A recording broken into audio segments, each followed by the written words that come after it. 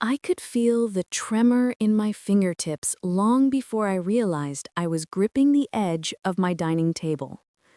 The lights I had spent the entire afternoon arranging now flickered gently across the room, casting long, shifting shadows over faces that once felt familiar.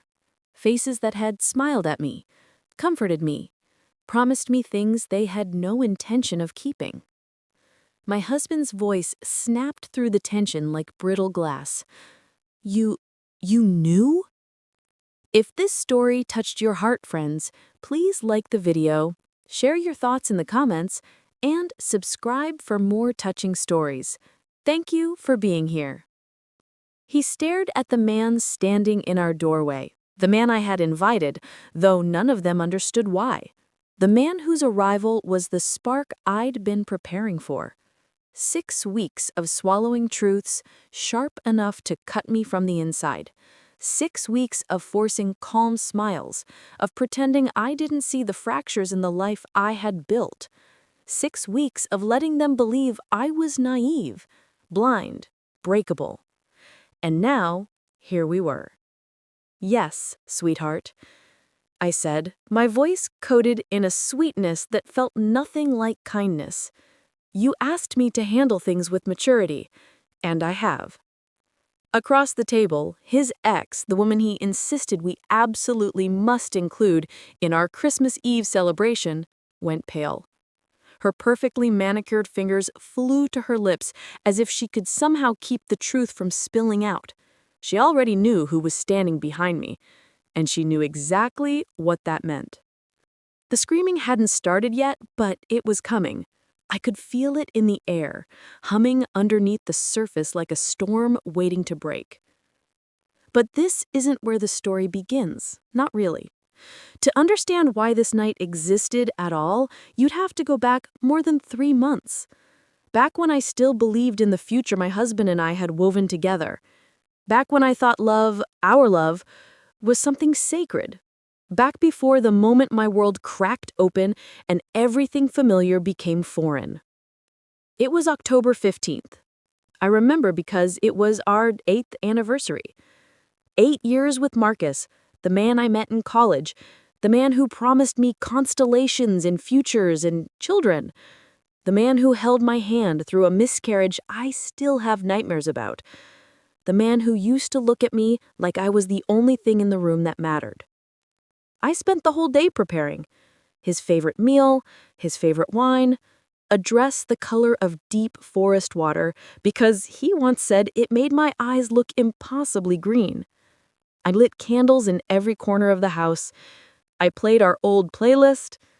Soft, nostalgic, hopeful. Everything looked perfect, which is why the buzzing of his phone on the kitchen counter felt so out of place, so wrong. It wasn't the sound itself, but the urgency of it. Back-to-back alerts, vibrating insistently. A message preview flashed on the screen from a contact saved only as VH.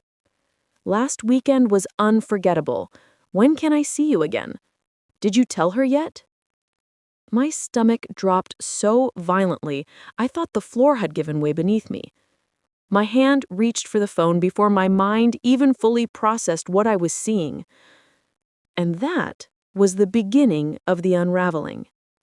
But what I found on that phone wasn't the worst of it, not even close. Because the truth I uncovered next didn't just fracture my marriage, it rewrote everything I thought I knew about the people closest to me. The phone felt strangely heavy in my hand, as though it understood the weight of what it was about to reveal. A small part of me clung desperately to the hope that it was all a misunderstanding, maybe a coworker, maybe a misguided friend reaching out for advice, maybe anything other than what I feared. But then I unlocked it. Marcus's passcode was our anniversary date. The irony stung like lemon on an open wound. The thread opened instantly, lines of messages stacking upward like tiny blades. My breath shortened as I scrolled, slowly at first, then faster, as though speed could somehow dull the impact. "I miss you. I need you. She'll never understand you the way I do. Our time is coming. Be patient. And Marcus's replies, I know. I'm trying to find the right moment. She's been delicate since the miscarriage. I don't want to hurt her. Just give me time. I stared at those words until they blurred. Delicate. As though my grief was an inconvenience he had to work around to sustain his affair? The bottle of Cabernet I'd been holding slipped from my grip, barely saved before it shattered against the tile. My heart hammered, knocking so violently against my ribs, I wondered if it might burst through entirely. But I kept reading. I couldn't stop. The messages stretched back 6 months. That meant 6 months of lies. 6 months of him kissing me goodnight after touching her. 6 months of whispered I love yous that now rang hollow. And then the photos. God, the photos. Her wearing lingerie, her wrapped in hotel sheets, her unwrapped in hotel sheets, her smiling in dim restaurant lighting. The same restaurant I had asked Marcus to take me to for our anniversary dinner. The same restaurant he said he was tired of. The date on the photo was just a week earlier. I barely felt my body as it moved. I placed the phone back on the counter, exactly where it had been. I straightened my dress. I wiped a smear of mascara I hadn't realized was there. The part of me that was drowning moments earlier suddenly froze over, sealing everything behind a sheet of ice. When Marcus walked into the kitchen moments later, fresh from the shower, towel around his waist, humming some tune that now felt insulting, he smiled at me with that familiar warmth. "Something smells amazing," he said, kissing my cheek. His lips felt foreign, like they belonged to a stranger. "Happy anniversary, sweetheart." I smiled. I don't know how my face managed it, but it did. Happy anniversary. We ate dinner. He gave me a necklace. Dainty, gold, thoughtful. I wondered whether she had picked it out. We toasted to many more years, and he looked at me like he believed those words. We even made love that night, and I hated it. Every second of pretending, every touch that felt polluted by someone else's hands. But I kept smiling. I kept nodding. I let him believe I was oblivious. Because confronting him in that moment would have only given him time to lie, to twist, to run. I needed information, strategy, proof. I needed to stop being the wounded wife. In the weeks that followed, I became someone I barely recognized. A quiet observer, a collector of truths, a woman preparing to dismantle the foundation beneath her husband's lies. And that was when everything changed. Because the person I hired to gather evidence didn't just expose the affair. He uncovered something far worse. Little did I know, Marcus wasn't the only one living a double life. And the woman he was risking everything for, she had secrets of her own. Dangerous ones that neither of them saw coming. Hiring a private investigator felt like crossing an invisible line, one that separated the woman I used to be from the woman I was becoming. His name was Sam Dwyer, a former detective with a calm voice and eyes that had seen too much. When I met him at a small corner cafe, he listened to my story in silence, never interrupting, never rushing me. When I finished, he nodded once, as if betrayal were just another broken appliance he was used to repairing. "I'll find you the truth," he said simply. It was both a promise and a warning. Within a week, Sam delivered more than I expected. Pages, photographs, timestamps, receipts, proof stacked on proof. Evidence of hotel check-ins, intimate dinners, calls that lasted hours, all during times Marcus told me he was working late or helping a friend. It was devastating, yes, but not surprising anymore. I had already accepted that my marriage had snapped long before I realized it. But Sam wasn't done. One afternoon, he slid a new folder across our cafe table, his expression heavier than the paper inside. "There's something else you need to see," he said. Inside was a screenshot of a social media post, one I would never have found on my own. It was from Victoria's private account, visible only to close friends. The image was clear, a hand adorned with a large diamond ring, gleaming in soft, celebratory lighting. The caption read, "He asked, I said yes. Here's to forever." For a moment, I genuinely thought I was misreading it. Engaged. She was engaged to someone who wasn't my husband, someone who wasn't Marcus. I flipped through the pages quickly, heat flooding my cheeks as if the betrayal had found fresh places to burn. A comment caught my eye. "Can't wait to meet him, sweetheart." Naomi Hawthorne, her mother. Sam tapped the page gently. Notice she didn't mention his name, and her family clearly doesn't know who he actually is. Meaning, my voice sounded like someone else's, thin and stretched. Meaning either she's lying about the engagement. Sam paused, choosing his words carefully. Or your husband isn't the man she's talking about. I blinked at the ring photo again. It looked expensive, more expensive than anything Marcus had bought me in years.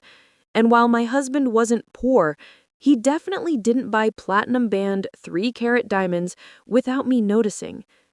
"She's with someone else," I whispered. "At the same time, she's with him?" Sam nodded. "Seems so."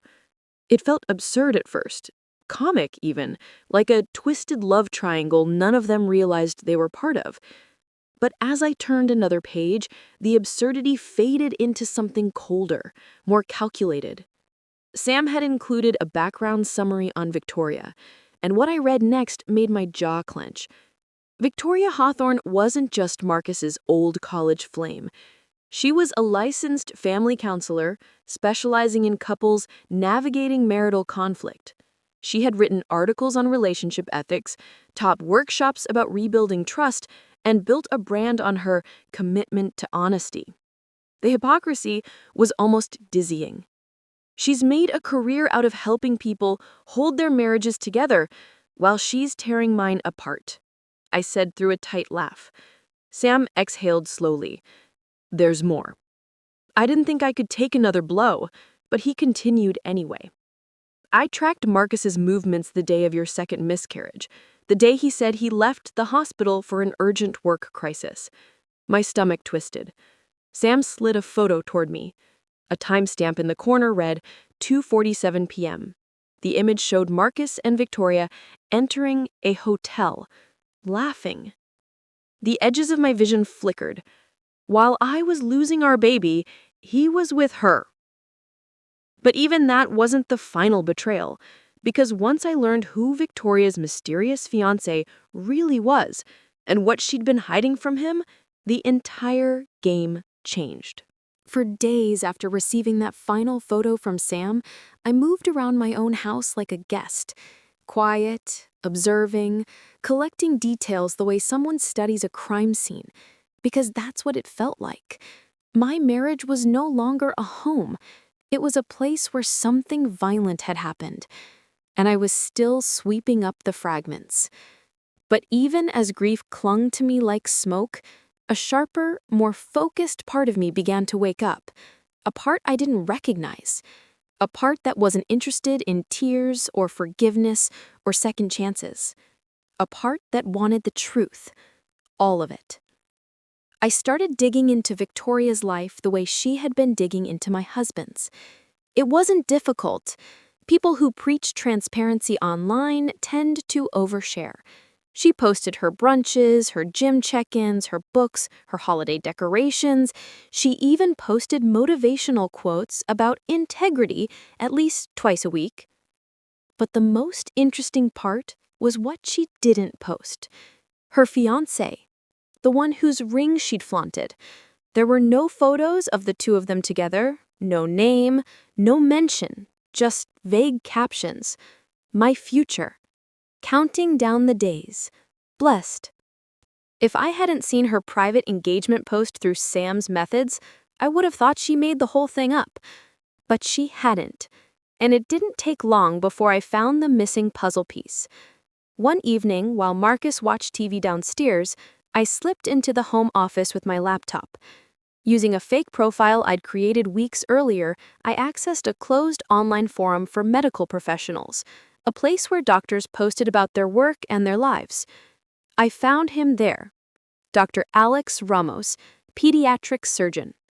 His profile photo showed a kind-looking man with warm eyes and a calm presence, the sort of person you would trust to save a child's life. And I immediately recognized his name from a small detail Victoria had left behind, an appointment reminder on her publicly synced professional calendar. Dinner with family, introducing Alex. My breath caught. Alex wasn't a stranger. He was the fiancé, the man who believed he was about to be welcomed into Victoria's family, the man she lied to with the same polished ease she used with my husband.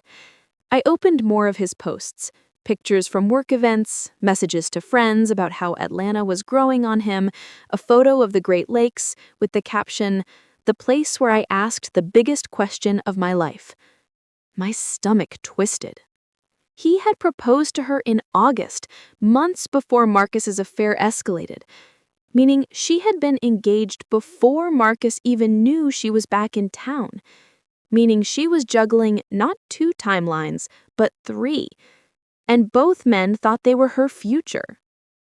For a moment, I simply sat there, staring at the glowing screen, realizing that Marcus hadn't destroyed our marriage for a woman who adored him. He had destroyed it for a woman who was using him. It should have made me feel better. It didn't. Betrayal hurts the same, no matter who your replacement turns out to be. But it did give me something I hadn't had before. Leverage.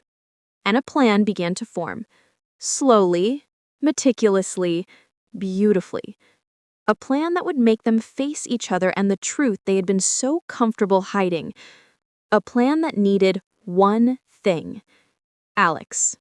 So I opened a blank email in my anonymous account and began typing the message that would change everything. But I had no idea that once Alex read my email, he wouldn't just believe me. He'd become the perfect partner for the revenge I hadn't even fully imagined yet. Alex replied far sooner than I expected. Not even 3 hours had passed before his message appeared in my inbox. A short, tense email filled with disbelief, confusion, and a kind of quiet panic that leaked through every sentence. Who are you? How do you know me? What exactly are you saying about Victoria? I need proof before I believe anything. I'd prepared for this. In fact, I'd prepared too well. I sent him a secure link containing only the essentials: a handful of screenshots showing Marcus's name, Victoria's flirtations, a time-stamped photo from outside a hotel entrance. Nothing explicit, just enough truth to break through denial without crushing him entirely. His reply didn't come until the next morning. I confronted her. She said you're a jealous ex trying to ruin her life, but she couldn't explain the photos. I don't know what to believe. I stared at his message for a long moment before typing my response. I am not her ex. I am Marcus Whitfield's wife. The marriage license is public record. Your fiancé has been sleeping with my husband for months. I am not seeking sympathy. I'm seeking consequences. I paused, then continued. I know she's meeting my husband on Christmas Eve. He invited her into my home without knowing that I know the truth. You and I are collateral damage in their little fantasy, but we don't have to be. That was when I added the part that would turn everything around. If you want the truth to come out, meet me halfway. Come to my house on Christmas Eve. Act surprised, act hurt. Let them face what they've done with no escape route. Let them confront each other with no place to hide. I hit send, exhaled, and waited. 2 days passed with nothing but silence. I started to think I had pushed him too far, that he would choose the easy path and walk away quietly, leaving the wreckage behind him. But on the fourth day, while I was folding laundry, my phone buzzed. Count me in. 2 words, a promise, a spark. I sat down on the edge of the bed, staring at the screen. My chest felt tight, but not with fear, with certainty. We were going to expose them together. After that, everything moved quickly. December crawled forward like a countdown clock, and Marcus, oblivious as ever, started mentioning Victoria more and more, testing boundaries, pushing limits, as though my acceptance of her presence had freed him to be careless. Victoria loves that restaurant. Victoria used to play this song all the time in college. Victoria's going through a rough patch. I'm glad we invited her. Each comment felt like a match striking along the edge of my remaining patience, but I never flinched. I let him believe I was the perfect, understanding wife. That's so thoughtful of you, I'd say. She must appreciate having a friend like you. And Marcus, foolish, arrogant Marcus, ate it up. But the real surprise came when I learned just how comfortable he'd become. One night after he fell asleep, I checked the cloned version of his phone. A message from Victoria appeared, counting down the days. What should I bring for Christmas? His response made my stomach twist. Just yourself. My wife is handling everything. She's totally fine with it. Then the line that solidified everything. And afterward, you're still coming over, right? I have a gift for you. My hands went cold. He planned to leave our Christmas dinner to go to her. I forwarded the screenshot to Alex. His reply came within seconds. They're going to regret everything. Just say the word.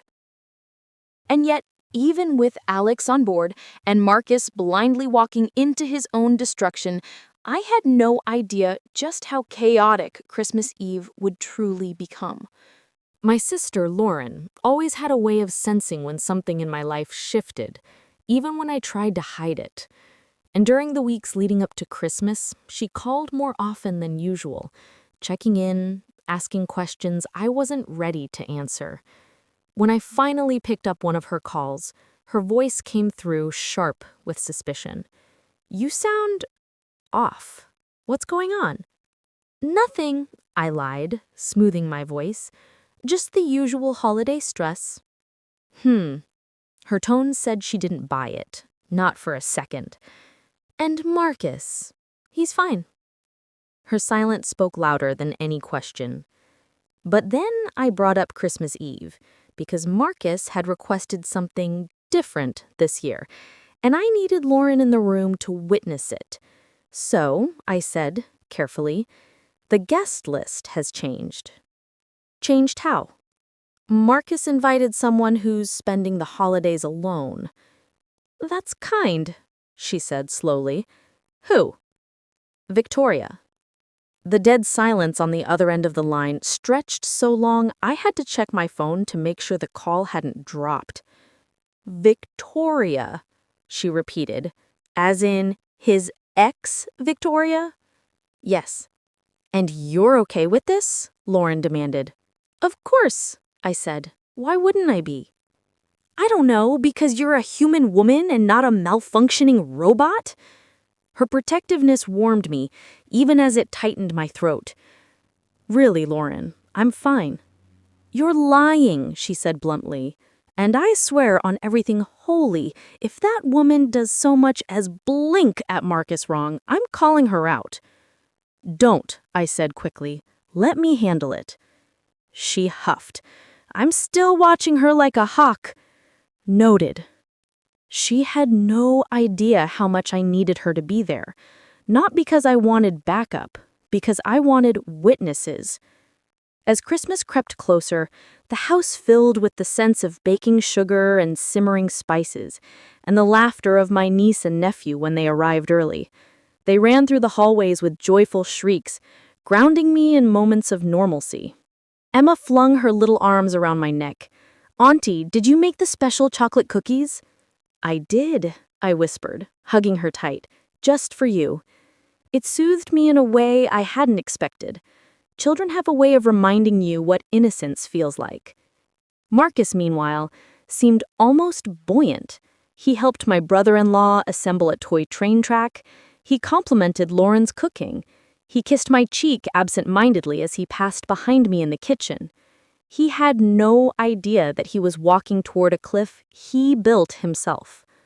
While he watched football with James, I sat alone in the office, reviewing the plan. Alex had the temporary entry code.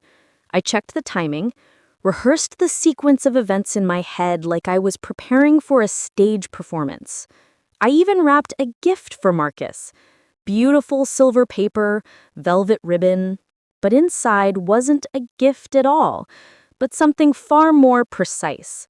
The divorce documents. Not filed yet, but ready. And there was a strange sort of calm in having those papers tucked under the tree, waiting. Christmas Eve morning arrived with clear skies and cold air, perfect for the final act. I wore a red dress that hugged me like armor. I curled my hair, painted my lips, smiled in the mirror at a woman I barely recognized. This version of me was not soft, not gentle, not breakable. She was determined. In the kitchen, as I basted the lamb and stirred the gravy, Lauren leaned against the counter, watching me closely. "You look different," she murmured. "Different how?" "Like you're not waiting to be hurt anymore." I looked at her. Maybe I'm not. The house was immaculate. The table set with grandmother's china, the silver polished until it gleamed. 8 seats, though only 7 were expected. Marcus noticed. "Why 8? We always set 1 extra, in case of the unexpected." You and your traditions." He had no idea how unexpected the evening would be. At exactly 8 p.m., the doorbell rang. My husband sprang to his feet, smoothing his shirt, as if preparing for someone special. It must be her. Yes, it must. I walked slowly toward the door, every step steady, deliberate, controlled. When I opened it, I came face to face with Victoria Hawthorne. Perfect hair, perfect makeup, perfect smile. She held a bottle of wine and a bouquet of white lilies. "Thank you for having me," she said softly. I stepped aside. "Welcome. Come in." But inviting her inside was only the first move. The real unraveling, the moment everything they'd hidden would detonate, was still an hour away, and none of them saw it coming. Victoria moved through my home with the soft, self-assured elegance of someone who believed she belonged everywhere. Her coat slid from her shoulders like a practiced performance, revealing a deep emerald dress that shimmered under the dining room lights. She looked polished, intentional, like a woman arriving at a place she fully expected to claim. Marcus lit up the moment he saw her. Not subtly, not carefully, not in a way any husband should react to another woman, let alone one with whom he was having an affair. He practically bounded across the room, the grin on his face outright humiliating. "Vic, I'm so glad you made it." Vic. He had never once in 8 years given me a nickname. Lauren's jaw clenched. She shot me a glare that said, "If you don't let me punch her, then you owe me something big." I gave her a slight shake of my head. Not yet. Victoria took Marcus's hug a little too willingly, her hand lingering on his back just a little too long. She released him with a demure smile, one she probably practiced in car mirrors. "Thank you again for including me," she said sweetly. "The holidays can be difficult when you're alone." Oh, please. As if she wasn't secretly engaged. As if she wasn't juggling 2 simultaneous relationships. As if she wasn't standing in the home of the man she expected to sneak away with later. "The more the merrier," I replied with a soft smile that had enough steel in it to cut glass. Lauren muttered under her breath, "The more, the deadlier." I jabbed her gently with my elbow. Dinner was tense. Not outwardly, not in a way an outsider might notice, but the entire table was a minefield. Every time Marcus addressed Victoria, his voice softened. Every time she responded, she brushed her hair back in a slow, flirtatious sweep. James caught Lauren's eye twice, silently begging her not to lose her temper. But I wasn't watching them. I was watching the clock. 9:12 p.m. 9 minutes until everything cracked open. I poured more wine, refilled plates, entertained the kids, laughed at jokes, every motion rehearsed, calm, controlled. My pulse was steady, my breathing even. Across the table, Victoria leaned in as Marcus spoke, her hand sliding across the tablecloth toward his. She was confident, too confident. My phone buzzed once in my pocket, a coded signal. Alex was outside. My heart thumped, not in fear, but in recognition. It was time. I stood, collecting empty plates. "Dessert is ready. I'll bring it out in a moment." Marcus smiled at Victoria. "You're going to love her chocolate torte. It's insane." Victoria returned the smile, coy and pleased. "I can't wait." She truly had no idea. I walked to the front door, smoothing my dress, ensuring no one followed. When I opened it, cool winter air rushed in. Alex stood there, tall, composed, dressed in a charcoal coat and calm determination. His expression held a faint tremor of pain, but mostly resolve. "Ready?" I whispered. He nodded, more than you know. I stepped aside and let him in, closing the door behind me with a quiet click that sealed the moment. "Go through the hall. When you hear me say her name, walk in." He nodded once before disappearing behind the corner. I took a deep breath, carried the dessert platter, and returned to the dining room. The moment I stepped in, Victoria was laughing softly at something Marcus said, her hand now resting atop his. Perfect timing. I set the dessert down, wiped my hands with a napkin, and looked directly at her. "So, Victoria, how's your fiancé?" She froze. Her face drained of color, but she didn't even have time to respond before the man she was hiding from stepped into the dining room doorway. For a heartbeat, the entire room went silent. Victoria's smile shattered first, her lips twitching, her eyes narrowing in confusion, then widening in pure, unmistakable fear. She looked at me as if I had spoken a forbidden word, as if I had just detonated a bomb beneath her chair. My what?" she whispered. "Your fiancé," I repeated, tilting my head.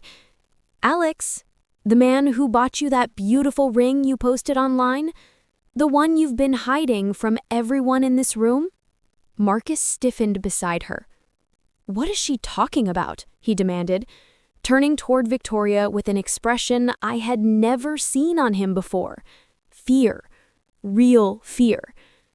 "Vic?" She opened her mouth, but no sound came out. And then, "Interesting question," a deep voice said from behind her. Victoria spun around so fast her hair whipped over her shoulder. Alex stepped into the dining room doorway with the slow, deliberate calm of a man who had rehearsed this moment in his mind 100 times. His gaze didn't waver, didn't soften, didn't blink. He wasn't angry. He was devastated. And somehow that was worse. "Hi, sweetheart," he said, voice steady but cold. "Care to explain why you're spending Christmas with one of the men you've been cheating on me with?" Lauren's fork clattered onto her plate. James's jaw dropped. Marcus stood so abruptly his chair screeched across the floor. "What the hell is going on?" Marcus barked. "Who is this guy?" Alex didn't spare him a glance. "The man she promised to marry 3 months ago." Every muscle in Marcus's face tightened. "That's impossible. She wouldn't." "She would," I said quietly, and she did.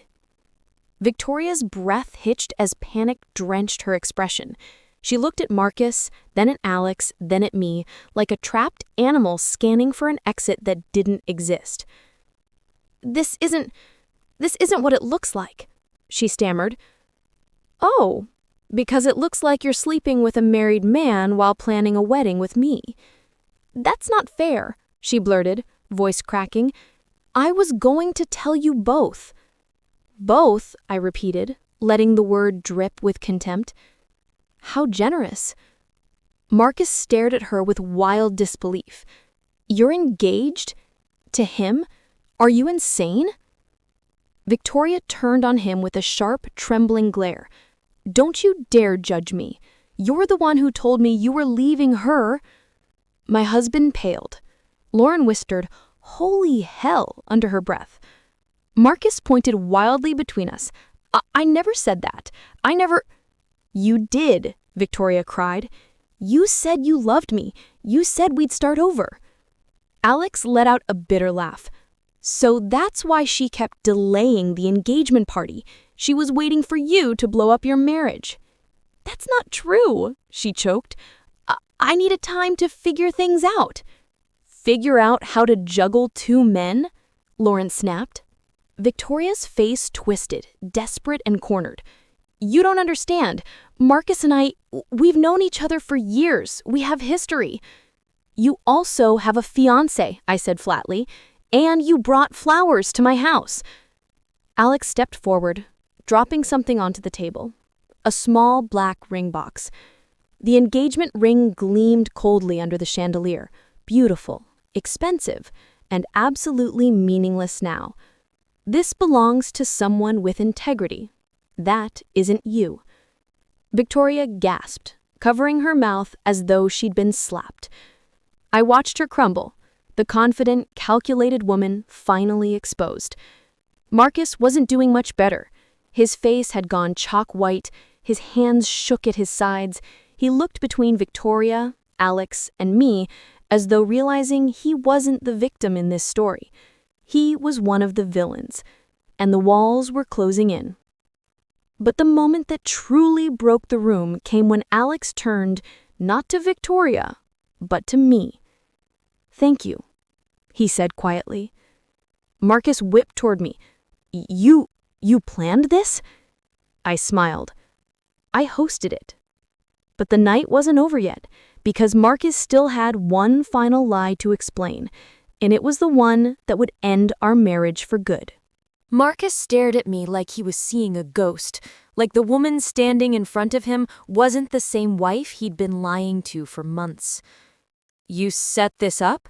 he repeated, his voice strained and thin. "Yes," I said calmly, folding my hands in front of me. "Every part of it."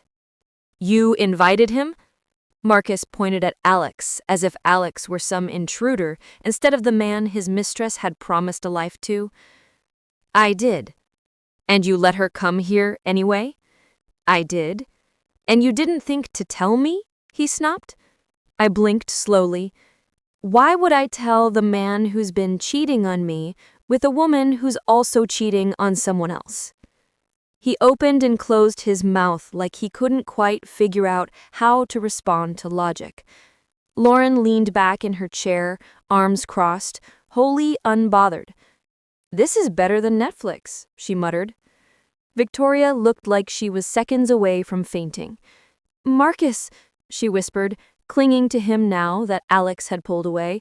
"Please, listen." "No," Marcus snapped, jerking his arm from her grasp. "You lied to me. You played me." The hypocrisy was almost laughable. "You lied to everyone," Alex corrected him, voice low and steady. "And you did it with practice." Victoria's eyes filled with tears. Real or fake, I couldn't tell anymore. "I was trying to figure out my heart," she whispered dramatically. "Your heart? Girl, you were trying to figure out your schedule." James covered his mouth, trying not to laugh. Even the kids, half asleep on the living room rug, stirred at the rising tension. Then Marcus turned to me again. "This isn't fair," he said. "You blindsided me." "Blindsided you?" My voice didn't rise, but it sharpened. "Marcus, you brought another woman to my Christmas table. You planned to sneak away afterward to exchange gifts with her. You lied about work. You lied about travel. You lied on the day we lost our child. And you're saying I blindsided you? His mouth opened, but no words came. For the first time all evening, he looked small. Good, because he wasn't done being exposed, not yet. I reached under the tree and pulled out the silver-wrapped box I'd prepared. I placed it gently in front of him. "This one's yours," I said. Marcus hesitated, sensing danger. But with everyone watching, he lifted the lid.